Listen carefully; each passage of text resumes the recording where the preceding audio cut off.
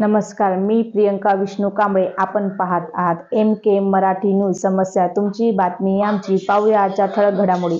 आडव्या बाटलीसाठी प्रभाग 1 मधील महिला सज्ज. जनजागृती रॅली, उत्कृष्ट प्रतिसाद. निर्णायक मतदानाकरिता 24 तासाचा वेळ. हरित क्रांतीचे जनक स्वर्गीय वसंतरावजी नाईक यांच्या प्रभाग 1 मधील तैलचित्राजवळ देशी दारूचे दुकान थाटण्यात आले असल्यामुळे स्थानिक महिलांमध्ये तीव्र नाराजी निर्माण झाली आहे. या व्यसनाधीन आणि कुटुंब उद्ध्वस्ती दुकानाच्या विरोधात महिलांनी लोकशाही मार्गाने लढा पुकारला. महिलांच्या आंदोलनाची जिल्हा प्रशासनाने दखल घेऊन आडवी बाटली करण्यासाठी मतदान घेण्याचा निर्णय घेतला आणि अवघ्या 24 तासावर येऊन ठेपलेला दिवस म्हणजेच 16 एप्रिल हा आहे. उद्याला ऐतिहासिक निर्णयासाठी मतदान होणार आहे. याकरिता आज दिनांक 15 एप्रिल रोजी परिसरातील महिलांनी भव्य जनजागृती रॅलीच्या माध्यमातून घरोघरी जाऊन मतपत्रिकेची डमी प्रत दाखवीत आडवी बाटली करिता मतदान करण्यासाठी आवाहन केले आहे. या उपक्रमास प्रभागातील नागरिकांकडून सुद्धा सकारात्मक प्रतिसाद मिळत असल्याचे चित्र या रॅली दरम्यान दिसून आले आहे. ही मतदान प्रक्रिया सावित्रीबाई कन्या शाळा येथे पार पाडणार असून सकाळीच मतदानास सुरुवात होणार आहे, तर 6 वाजता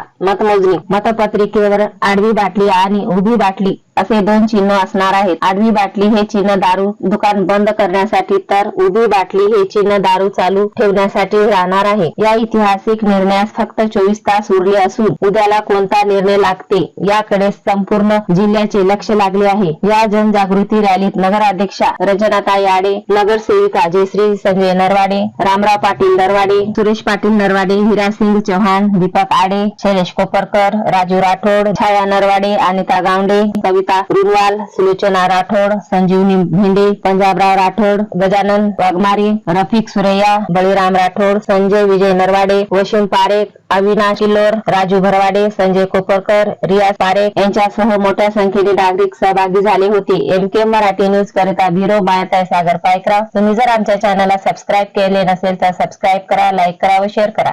प्रभाग क्रमांक 1 मध्ये वसंतराव नाईक साहेब यांच्या तैलचित्राजवळ देशी दारूचे दुकान उघडले आहे. दिनांक 27 जानेवारी पासून हे दुकान सुरू करण्यात आलेले आहे. त्या ठिकाणी दारू दुकान बंद करण्यासाठी आम्ही हा लढा उभारलेला आहे.